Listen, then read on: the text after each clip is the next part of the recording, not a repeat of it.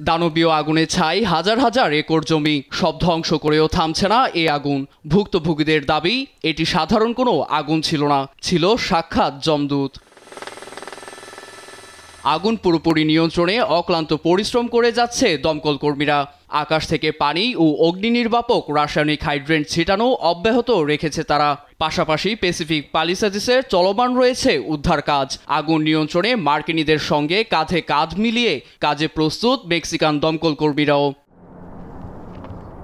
এদিকে মার্কিন জাতীয় আবহাওয়া দপ্তর NWS জানায়, বাতাসের গতিবেগ পাল্টে পূর্ব দিকে বইতে শুরু করেছে। এতে পালিসাডেসের পশ্চিম তীরের আগুন প্রতিবেশী অঞ্চলেও ছড়িয়ে পড়ার আশঙ্কা বাড়ছে। বার্তা সংস্থা রয়টার্স জানায়, ইতোমধ্যেই পুড়ছে ম্যান্ডেভিল ক্যানিয়ন। বাতাসের গতিবেগ বেড়ে গেলে ব্রেন্টউডের পরিণতি প্যালিসাডেসের মতো হবে বলে আশঙ্কা বিশ্লেষকদের। সেই সঙ্গে কপাল পুড়বে সেন্ট ফার্নান্ড ভ্যালি ফুটহিলেরও।